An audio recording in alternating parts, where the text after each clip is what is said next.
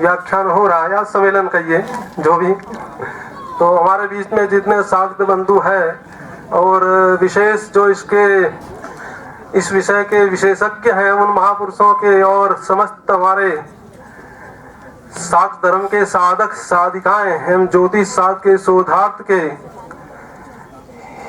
ही साधक साधिकाएं उनको भी कहा जाएगा, क्योंकि ज्योतिष भी अच्युत नहीं होता है। हमारे सनातन धर्म की पहली सीढ़ी में ज्योतिष का आवश्यकता है।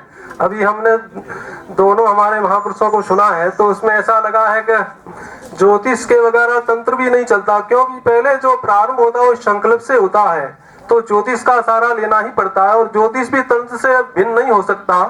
ज्योतिष और तंत्र दोनों का ही एक है, इसमें कोई फर्क नहीं है। जैसे वेद अनंत है वैसे तंत्र भी अनंत है। तंत्र में भी इतने हैं कि समझिए कि सागर के समान तंत्र शास्त्र है और अनादिकाल से चला आया ये तंत्र का जो रूप है वह लोग समझते नहीं, तंत्र पे विस्तृत व्याख्या करते हैं। वेद में जो सूत्र दिया है वो संक्षिप्त मात्र में है, परंतु जो विशेष जो वर्णन है, वैज्ञानिक जो साइंस है वह तंत्र में ही आपको मिलेगा। जो विशद व्याख्या जो मिलेगी आपको, जो प्रैक्टिकल वैज्ञानिक जो सार है वह तंत्र में ही है, वेद में नहीं है। क्योंकि वेद तो संक्षिप्त रूप में सूत्र रूप में ही व्याख्या करता है, उसका पूरक तंत्र है। ये हमने बहुत अध्ययन किया। हम सन 70 से इस मार्ग में आए, जिसमें बहुत बड़े बड़े महापुरुष थे, जैसे नेपाल के दन समचय जंग राणा बहादुर, जिसको विश्व कुल शिरोमणि की उपाधि मिली थी और तंत्र के बड़े वैज्ञानिक सार को जानने वाले थे। हम लोग जब यहाँ भारत भूमि में रहे तो स्वामी कृपाद्री महाराज जी से हमारा सन 70 में संपर्क हुआ था, तो उन्होंने हमारा पुण्याभिषेक किया। उसके बाद भी कुछ रह गया था तो हमको पता लगा कि तंत्र तो अनंत है, इसके आगे भी बहुत क्रम होता है। तो ये समस्त क्रम हमको नेपाल में ही प्राप्त हुआ। और एक विद्यारण्य आश्रम जी महाराज भी थे, जो उनको मूल रूप से तो बड़े प्रेम से लोग मूर्खानंद के स्वामी कहते थे, परंतु वही बहुड़े तंत्र के विशेषज्ञ थे। और तंत्र ही वेद की पूरक करता है। पूरकता को अगर देखना है तो तंत्र ही कर सकता है। ज्योतिष शास्त्र में भी तंत्र का सहारा लेना ही पड़ेगा। कई ऐसे मैंने जो विषय है जो ज्योतिष शास्त्र की पूरकता को 100% फलित कर सकता है। जैसे अमृत ऋषि विद्या है जो तंत्राज तंत्र में है, तो किस अंग में अमृत कला का वास है और किस अंग में विष कला का वास है, वो उसमें इतना परफेक्ट है कि अगर ज्योतिष उसको समझता है तो वो बिल्कुल भविष्यवाणी कर सकता है और 100% सही होती है। इसको हम लोग पूरा उसका अनुभव है। किस अंग में किस व्यक्ति को चोट लगी है, किस अंग के आधार उस पर को व्याधि है, तो तंत्र के अंदर में यह सिद्धांत है वो बिल्कुल अक्षरता सत्य है। तो ज्योतिष शास्त्र को भी पढ़ने वाले ज्योतिष के विशेषज्ञ भी तंत्र का अध्ययन करे तो वो बहुत इस भारतवर्ष के अंदर में भी नहीं, विश्व के समस्त प्राणी मात्र के लिए कल्याण करने वाला ही साबित होगा। और तंत्र के लिए तो अब प्रयाग में हमारे चंडी कार्यालय वालों ने, इनके जो दादाजी थे पंडित देवी सत शुक्ल, उन्होंने जो परंपरा प्राप्त की उसको उन्होंने रमादेवी शुक्ल जी अभी आज हमारे बीच में नहीं है, उन्होंने बहुत ही इस पर बहुत शोध किया और पूरे भारत के अंदर तंत्र साहित्य की जो सबसे कठिन जो स्थिति थी उसको सुधार किया। ये हम भी उनको जानते हैं। और प्राय मैं तो 12 वर्ष पहले इधर आया था, 12 वर्ष पहले इधर आ रहे हैं हम लोग। तो अभी हमारे बीच में नहीं है पंडित रमादत्त जी शुक्ल, तो उनके जो पुत्र है दूसरी, उनका ही कल रात्रि में फोन आया था कि महाराज जी आपको आना है एक बार। तो हमने कहा हम तो पूजन क्रम में रहते हैं, प्राय समय बहुत किल मिलता है, फिर भी हमने वो उनका देखा कार्य क्षेत्र, इसलिए हम सब अपना छोड़ के इधर आए। और ये अब सात धर्म के लिए ऐसा है कि अगर आप मनुष्य जीवन को सफल करना तो तंत्र का सहारा लेना ही पड़ेगा। तंत्र कोई ऐसा वैसा विषय नहीं है, तंत्र तो अतः पवित्र विषय है। जैसे लोग जानते नहीं कि दक्षिणाचार क्या है, वामाचार क्या है। वामाचार तो बहुत कठिन है, उसको करने के लिए मन पर पूरा अधिकार चाहिए, नहीं तो तंत्र उसको फेल कर देगा। इसलिए ये तो बहुत कठिन साधना है, इसको लोग संक्षिप्त में जानते ही नहीं कि तंत्र है क्या। अरे तंत्र तो वामाचार की पूरी परीक्षा केंद्र है। पूरे माने काम क्रोध लोभ मद मत्सर 6 रिपुओं का नाश करने में जो तत्परता है वह केवल वामाचार में ही है। इसलिए कलयुग में वामाचार के लिए अधिकारी नहीं है, इसलिए उसको थोड़ा संक्षिप्त में देके दक्षिणाचार्य को चलाया गया कि दक्षिणाचार्य के करेंगे तो फिर वामाचार में प्रवेश करेगा, उसमें वह साधक परिपक्व अवस्था को प्राप्त करेगा। जब तक हम पुरुषण आदि नहीं करें तो हमारे मन की गति क्या होगी। ये साधारण विषय नहीं, ऐसे ही जब पाठ कर लिया ऐसा नहीं चलेगा। उसके लिए बता पुरुषण करना पड़ेगा, उसका पंचांग है उसको करना पड़ेगा, जब करना है, जम के साथ किस अंग में ध्यान है, किस चक्र में ध्यान करना, वो सब उसमें परिपक्व गुरु से पास जाने सीखने से ही अनुभव होगा। जैसे गायत्री मंत्र है तो गायत्री मंत्र को लोग समझते ही नहीं क्या है, तो उसकी भी 24 नसें होती है, नाड़ी जिसको नाड़ी चोदन कहते हैं, उसमें एक एक अंग में एक एक अक्षर का विधान है, एक एक अक्षर के विधान में एक एक अधिष्ठात्री देवी है। तो ये सब आप अति देखेंगे तो यति दंडेश्वर विधानों में दिया है आदि भगवान शंकराचार्य ने जिसकी रचना की है।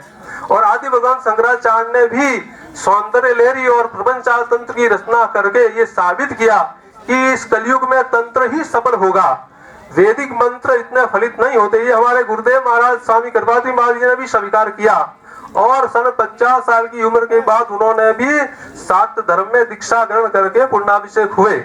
तो इसलिए तंत्र का सहारा लेना ही पड़ेगा। लोगों को पता नहीं तंत्र है क्या। जैसे कि अब वैष्णव समाज में जैसे ओम नमो नारायण का जो मंत्र अष्टाक्षरी वह मंत्र भी तंत्र में आता। ये हमारे राणा साहब ने लिखा था तनु तंत्र विस्तार के अंदर उन्होंने एक वर्णन किया है। तो उन्होंने इसकी पूरी व्याख्या की है कि लोग तंत्र को जानते ही नहीं और तंत्र की निंदा करते हैं। अरे तंत्र तो अति पवित्र है, उसके अनुसार तंत्र ही मंत्र बनाता है।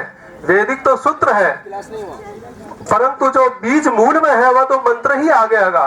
मंत्र के वार वृक्ष कैसे स्फुटिक होगा, ये राणा साहब ने हमको निगमागम वैदिक सार के अंदर लिखा था, वो बताया था उन्होंने स्पष्ट रूप से कि ये देखिए कि मूल में बीज मंत्र ही है।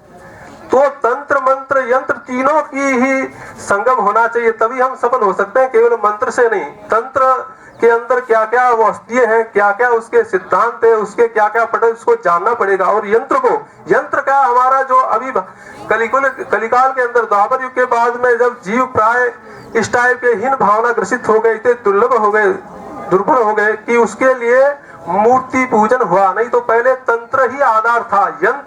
यंत्र के अनुस भी योग है। पूरा यंत्र है क्या, यंत्र को ऐसा नहीं टोना टोकर का नहीं है, उसके लिए योग के द्वारा साधना सिद्ध होती है। अलग अलग चक्रों का एक एक आवरण होता है, उसके अनुसार उसका चक्र भेदन करते ब्रह्म तंत्र जाता है।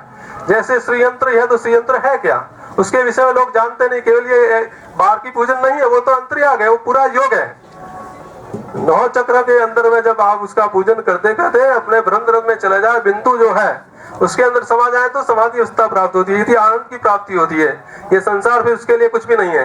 तो ये यंत्र है वह बड़ा गूढ़ार्थ से बड़ा है। सांकेत विद्या गुरु वक्त्र गम्या लिखा है शायद, उसमें कई वर्णन है उसके अंदर।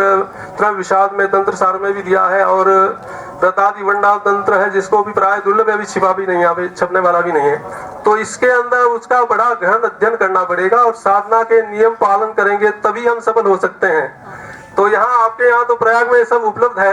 ये चंडी कार्य वाले सभी बहुत इतना सेवा कर रहे हैं। पूरे कितना वर्ष हो गया, 70 वर्ष हो गया है। तो इतनी सेवा की है, पूरे तंत्र को पढ़ रहा है, उसके सिद्धांतों को, शाक्त धर्म के सिद्धांतों को इतना सरल भाषा में समझाया है कि कोई भी विश्व का प्राणी मात्र उससे कल्याण कर सकता है।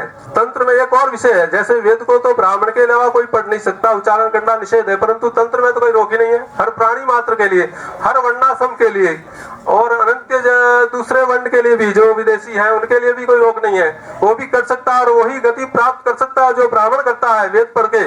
तो तंत्र तो एक सरल साधना है, इससे सरल कोई उपाय ही नहीं है।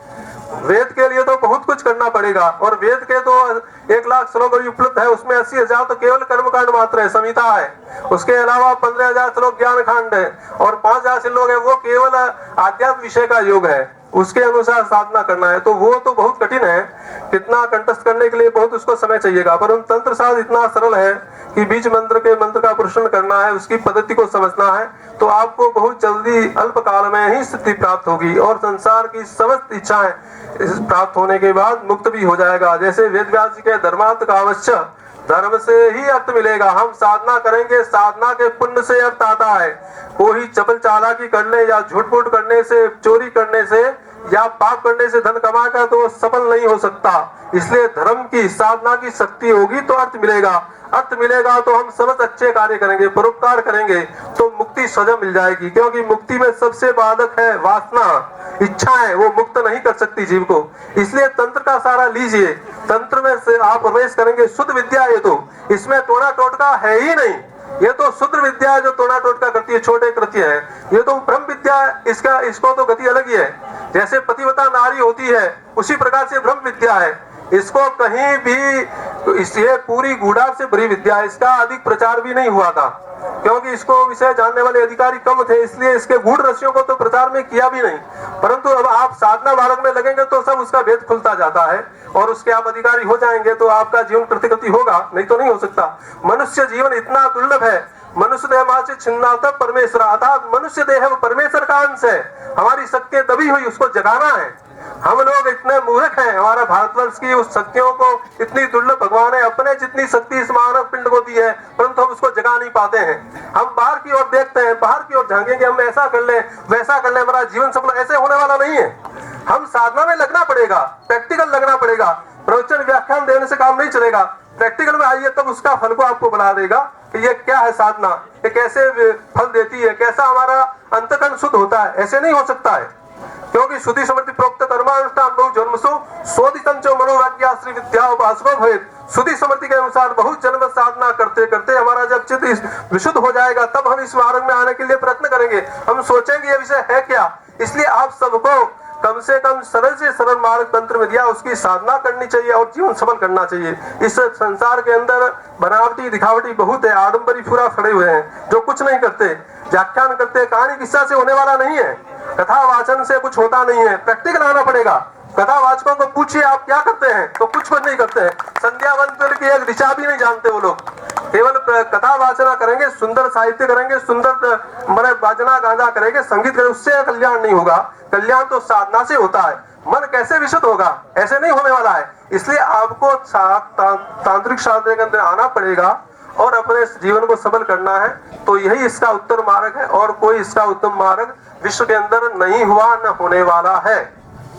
बस इतना के मैं वाणी को विराम दूंगा, समय भी कम है।